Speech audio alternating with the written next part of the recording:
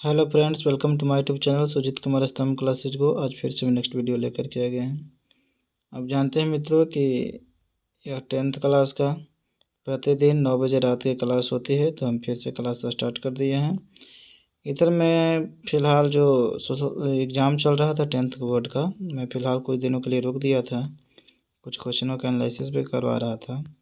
ठीक है, तो अब हम स्टार्ट हो गए हैं। तो हिस्ट्री का 6 क्लास हुआ था, आज अंतिम क्लास है, 7वां क्लास है। ठीक है ना।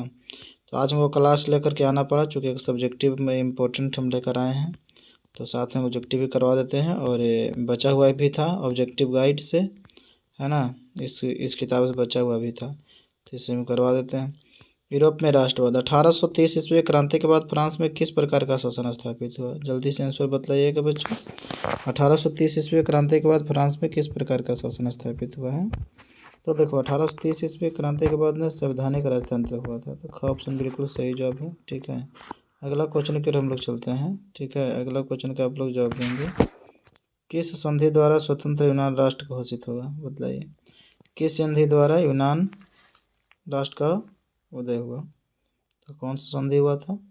ऑप्शन आपके सामने है, वियना की संधि, एड्रियानोपल की संधि, कस्तूनिया की संधि या प्राग की संधि। तो इसका सही जवाब है मित्रों एड्रियानोपल की संधि। तो आप इस तरह से ना जल्दी से आप लोग कमेंट कीजिए। अभी बहुत सारे विद्यार्थी नहीं आए हैं, आप क्लास में ज्वाइन हो जाइए जल्दी से। ठीक है, और शांति से उत्तर दीजिए। ठीक है, कमेंट बॉक्स में बकवास मत किया कीजिए। ठीक है, हेलो हाय बातचीत मत करो। ठीक है ना, कौन कौन आईडी से कौन है, ये सब करने की ज़रूरत नहीं है। ठीक है, अगला क्वेश्चन का आप लोग है ना बनाइएगा। आपके सामने ऑप्शन था ना, काफ़ी समय तक रहेगी। नए गुएल्फ आंदोलन का प्रणेता कौन था? ठीक है ना, नए गुएल्फ आंदोलन का प्रणेता कौन था बताइए। ये एक नया क्वेश्चन आया। ठीक है, नए गुएल्फ आंदोलन का प्रणेता कौन था मित्रों? दांते, मैकियावेली, गैरिबाल्डी या जियोबार्डी? तो नए गुएल्फ का प्रणेता था जियोबार्डी का ऑप्शन बिल्कुल सही जवाब है। चौथा नंबर क्वेश्चन का जवाब दीजिए। निम्नलिखित में से किस युद्ध के परिणाम स्वरूप जर्मनी का एकीकरण हुआ? किस युद्ध के परिणाम स्वरूप जर्मनी का एकीकरण पूरा हुआ? क्रीमिया युद्ध, प्रसाद डेनमार्क का युद्ध, डेसडोवा का युद्ध, सेडोन का युद्ध। तो किस युद्ध के परिणाम स्वरूप जर्मनी का एकीकरण हुआ? तो आपके सामने जो ऑप्शन था उसके अनुसार सही जवाब जो है जर्मनी एकीकरण पूर्ण हुआ था सेडोन के युद्ध के बाद। सेडोन का युद्ध कब हुआ था कमेंट कीजिए। सेडोन का युद्ध कब हुआ था? 1870। आप बताइए सेडोवा का युद्ध कब हुआ था? सेडोवा का युद्ध कब हुआ था? 1866 ईस्वी। क्रीमिया का युद्ध कब हुआ? क्रीमिया युद्ध बताइए कब हुआ था? 1863 ईस्वी। अब हम चलते हैं अगला क्वेश्चन की। अगला क्वेश्चन है, निम्नलिखित में से किस वर्ष अलेक्जेंडर चिप्सलांटी के नेतृत्व में यूनान में विद्रोह शुरू हुआ था? बताइए निम्नलिखित में से किस वर्ष अलेक्जेंडर चिप्सलांटी के नेतृत्व में यूनान में विद्रोह शुरू हुआ था? जल्दी से बताइएगा। तो आपके सामने जो ऑप्शन दिया गया है उसके अनुसार आप लोग सही जवाब दीजिए।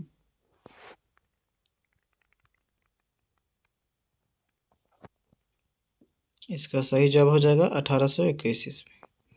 तो ख ऑप्शन बिल्कुल सही जवाब है ना।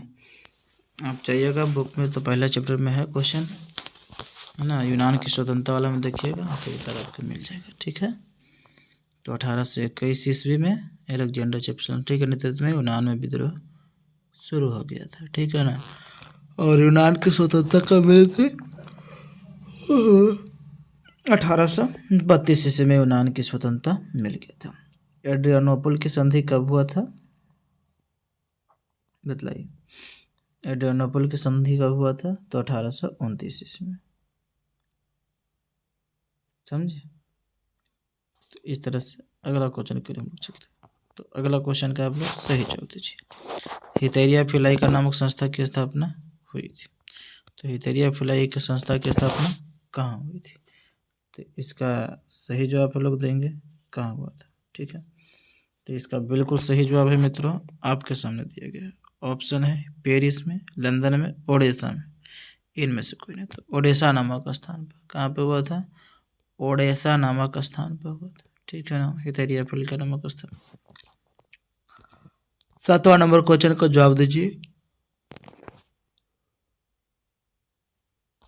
निम्नलिखित में से कौन जैकोबियन क्लब का सदस्य था? बताइए, जैकोबियन सदस्य का, ये तो करवाया हुआ क्वेश्चन है ना। निम्नलिखित में से कौन जैकोबियन क्लब का सदस्य था? बताइए, जैकोबियन क्लब का सदस्य कौन था, है ना। उसने श्रीरंगपट्टनम में ही स्वतंत्रता का प्रतीक ब्रिज भी लगवाया था, है ना। बताइए, मैसूर के राजा था, है ना, मैसूर के शासक था। बताइए, जिसका नाम था टीपू सुल्तान। तो 7वां का ऑप्शन बिल्कुल सही जवाब है। चलते 8वां नंबर क्वेश्चन, वियना सम्मेलन की मेजबानी निम्नलिखित में से किसने किया? बताइए, वियना सम्मेलन की मेजबानी किसने किया? मेटरनिख, बिस्मार्क, चार्ल्स दसम, इनमें से कोई नहीं। तो वियना सम्मेलन की मेजबानी निम्नलिखित में से किसने किया? बताइएगा। तो आप तो जानते हैं मित्रों कि वियना सम्मेलन की मेजबानी किसने किया। तो ऑस्ट्रिया के एक चांसलर था, जिसका नाम क्या था? मेटरनिख था, है ना। ऑस्ट्रिया के चांसलर मेटरनिख। मतलब हुआ कि 8वां का ए ऑप्शन बिल्कुल सही जवाब है। 9वां नंबर क्वेश्चन का जवाब दीजिए। चार्ल्स एल्बर्ट निम्नलिखित में से कहाँ का शासक था? बताइए, चार्ल्स एल्बर्ट निम्नलिखित में से कहाँ के शासक था? तो इसका आप लोग सही जवाब दीजिए। चार्ल्स एल्बर्ट निम्नलिखित में से कहाँ के शासक था? सिंपल सा क्वेश्चन है, इसका जवाब देने की कोशिश कीजिए। आपके सामने ऑप्शन है, ए ऑप्शन है सार्डिनिया पिडमोंट। कौन होगा? Sardinia Piedmont. उसके बाद ऑप्शन है पोलैंड, पोलैंड हो गया बी ऑप्शन। तीसरा है क्या? हंगरी है। और चौथा क्या है? यूनान है। तो बताइएगा कौन सा सही जवाब इसका है। जल्दी से आंसर कमेंट करें। आपके सामने ऑप्शन प्रस्तुत किया गया है, इसका सही जवाब दीजिए मित्रों। आपको ना टेंशन लेने की ज़रूरत नहीं, आप इसका बिल्कुल सही जवाब दे पाएंगे, है ना। कोई समस्याएं नहीं है। तो जल्दी से इसका आंसर आप कमेंट कर सकते हैं, ठीक है। कौन होगा मित्रों? बताइए, बताइए कौन सा सही जवाब है। बताइए बताइए बताइए, फटाफट बताइए आंसर। चार्ल्स एल्बर्ट निम्नलिखित में से कहाँ के शासक था? चार्ल्स एल्बर्ट जो था से निम्नलिखित में से कहाँ का शासक था? सार्डिनिया पिडमोंट, पोलैंड, हंगरी, यूनान। तो इसका बिल्कुल सही जवाब हो जाएगा कि चार्ल्स एल्बर्ट जो था कहाँ का शासक था मित्रों। तो इसका सही जवाब है सार्डिनिया पिडमोंट। तो चार्ल्स एल्बर्ट जो था ना, तो सार्डिनिया पिडमोंट का क्या था? वो शासक था। तो क्या हम अगला क्वेश्चन की ओर चलें? तो अगला क्वेश्चन है, आप देख सकते हैं 10वां नंबर क्वेश्चन। 10वां क्वेश्चन का आप लोग सही जवाब दीजिए। 10वां क्वेश्चन का आप लोग सही जवाब दीजिए। कौन सा इसका सही जवाब हो सकता है? आपके सामने ऑप्शन है, आप देख सकते हैं मित्रों। फ्रांस में नेपोलियन संहिता किस वर्ष लागू की गई? 1789 में, 1799 में, 1804 में या 1815 में? तो आप इसका सही जवाब देंगे। सही जवाब क्या हो सकता है? जल्दी से सोचें।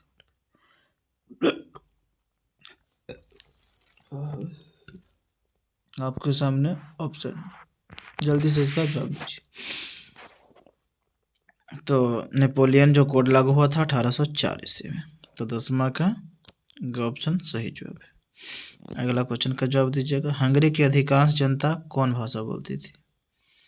बताइए, हंगरी की अधिकांश भाषा कौन सी बोलती थी? अगला बताइए, इतालवी, मैग्यार, फ्रेंच या फिर पोलिश? जल्दी से आंसर कमेंट, ऑप्शन का आंसर कमेंट कीजिए।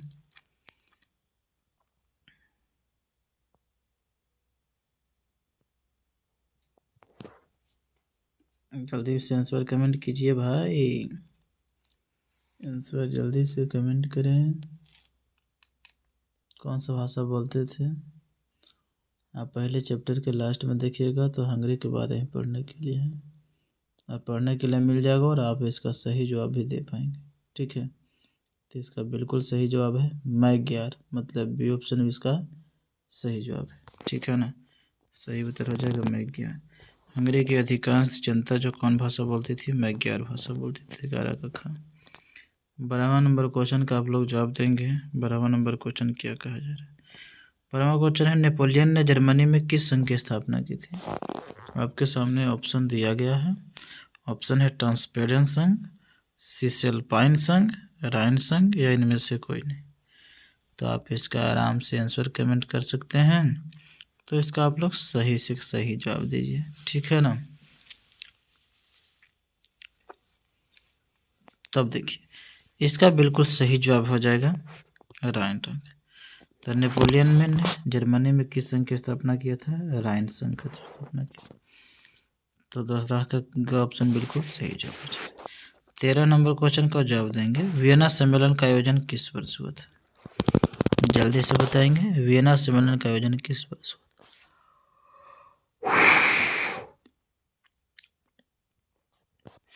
तो इसका बिल्कुल सही जवाब है मित्रों 1815 ईस्वी में वियना सम्मेलन की स्थापना हुई थी। कितने देश भाग लिए थे बताइएगा? तो 4 देशों ने भाग दिया। 4 देश कौन कौन था? प्रेब था। प्रेब का पूरा नाम क्या होता है? परसा, मतलब जर्मनी, रूस, ऑस्ट्रिया और 20 हो गया ब्रिटेन। 4 देश था, है ना। इस सम्मेलन का उद्देश्य क्या था? वही पुरातन व्यवस्था को लागू करना, पूर्व वंश का। किस वर्ष गैरिबाल्डी ने रोम पर आक्रमण करने की योजना बनाई थी? बताइए, किस वर्ष गैरिबाल्डी ने रोम पर आक्रमण करने की योजना बनाई थी? जल्दी से बताइएगा ऑप्शन, है ना। इसी के बाद तो बेचारा काउंट काबर की मृत्यु हो गया था। हाँ, तो पकड़ लिए ना। किस वर्ष गैरिबाल्डी ने रोम पर आक्रमण करने की योजना बनाई? तो 1862 ईस्वी। 14 का ऑप्शन। 15वां नंबर क्वेश्चन का जवाब देंगे, बुर्बो राजवंश का शासन किस देश में था? बताइए, बुर्बो राजवंश का शासन किस देश में था? रूस में था, फ्रांस में था, इंग्लैंड में था, अमेरिका में था। तो जल्दी से आप लोग जवाब इसका देंगे। तो इसका बिल्कुल सही जवाब हो जाएगा कहाँ? इसका बिल्कुल सही जवाब हो जाएगा फ्रांस में, है ना। बुर्बो राजवंश का शासन किस देश में था? फ्रांस में था, सही जवाब। 15 का ऑप्शन। 16वां नंबर क्वेश्चन, मार्सिले किस देश के राष्ट्रपति का गीत है? मार्सिले किस देश के राष्ट्रपति का गीत है? मार्सिले, बताइए। इटली का, जर्मनी का, रूस का, फ्रांस का। तो मार्सिले किस देश के राष्ट्रभक्ति का गीत है? इसका सही जवाब है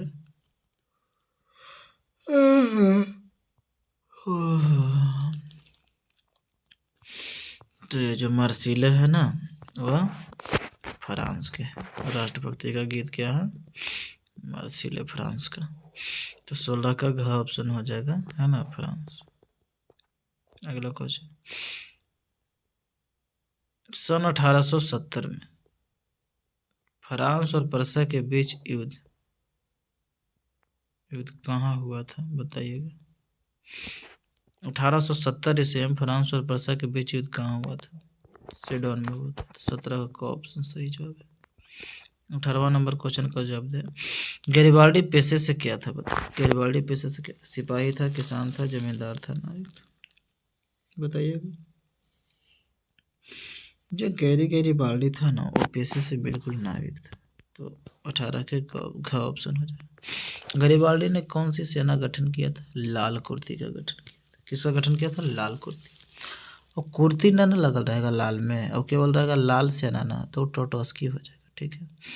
चेका कहेगा तो चेका रहेगा तो लेनिन हो जाएगा। दूसरा चैप्टर में हम लोगों को पढ़ाए हैं, ठीक है। गैरिबाल्डी पेशे से क्या है? नाविक है, ठीक है। अगला देखिए, गैरिबाल्डी को क्या कहा जाता है? इटली के तलवार कहा जाता है ना।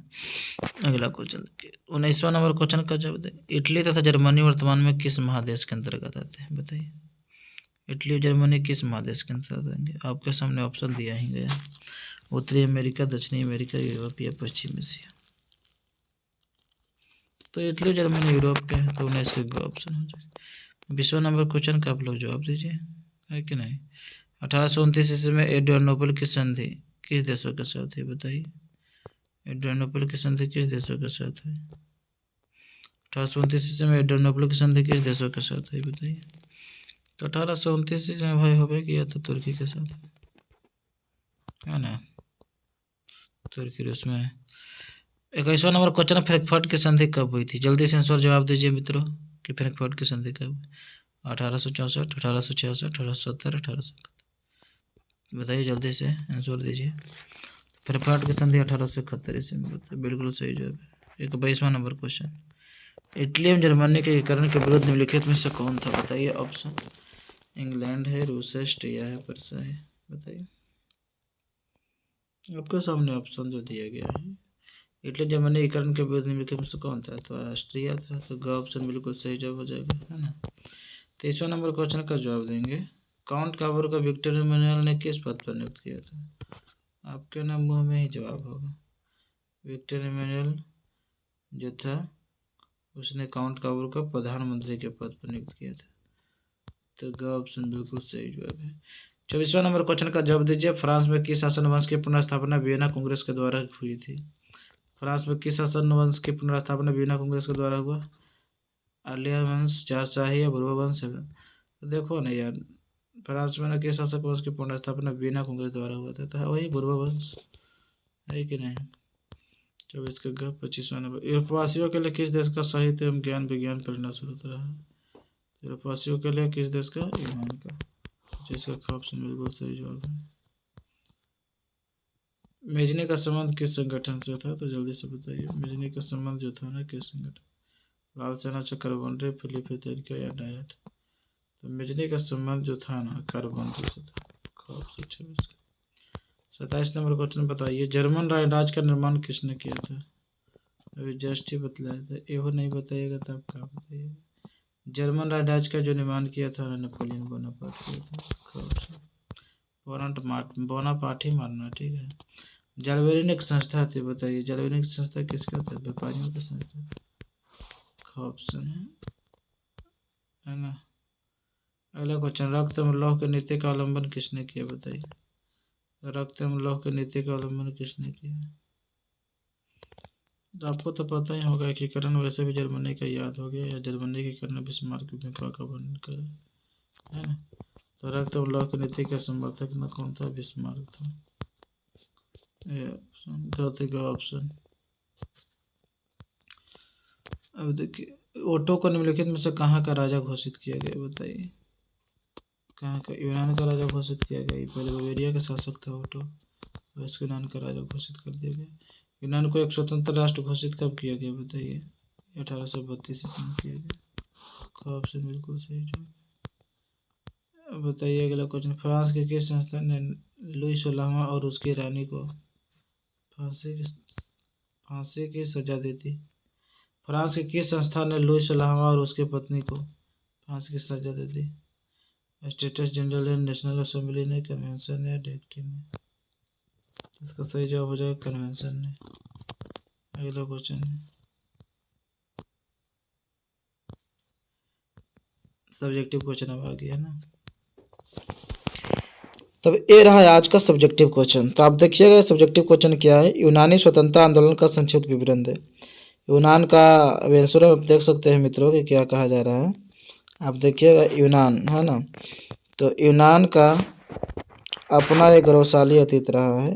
पुनर्जागरण काल में इनसे ही प्रेरणा लेकर पश्चात देशों ने तरक्की की शुरुआत की, किंतु स्वयं यूनान तुर्की साम्राज्य के अधीन हो गया बेचारा। अब देखिए, फ्रांसीसी क्रांतियों से यूनान के लोगों में भी राष्ट्रवादी भावनाओं की लहर जगी। तुर्की शासन से स्वयं को अलग करने के लिए यूनान के लोगों ने भी आंदोलन करने लगा। तुर्की शासक आंदोलन को दबाने लगा और आंदोलन में शामिल यूनान के लोगों को बुरी तरह से कुचलने लगा। अगले है, फिर लंदन में क्या हुआ कि फिर लंदन में हुआ एक सम्मेलन के निर्णय अनुसार इंग्लैंड, फ्रांस तथा रूस ने मिलकर तुर्की के खिलाफ संयुक्त कार्रवाई करने का निर्णय लिया। तुर्की के समर्थन में सिर्फ मिस्र की सेना आगे आई, लेकिन मिस्र और तुर्की की सेना बुरी तरह से क्या हुई है? पराजित हो गया। अब क्या होता है? परिणामतः तुर्की शासन से मुक्ति पाकर 1833 ईस्वी में यूनान को एक स्वतंत्र राष्ट्र घोषित कर बवेरिया के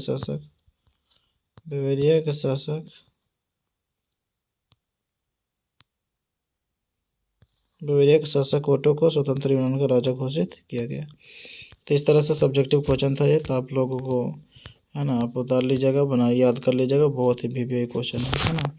वेरी वेरी इंपॉर्टेंट क्वेश्चन है। एगो इटली के करण, एक जर्मनी के करण, एगो 1848 के फ्रांसीसी क्रांति, एगो यूनानी स्वतंत्रता आंदोलन का संक्षिप्त विवरण करे। फिर वो इटली के करण याद होगा तो गैरिबाल्डी कार्यो के योगदान, है ना, योगदान तो आप लिख ही देंगे। तो ये सब इंपॉर्टेंट क्वेश्चन होते हैं, ठीक है।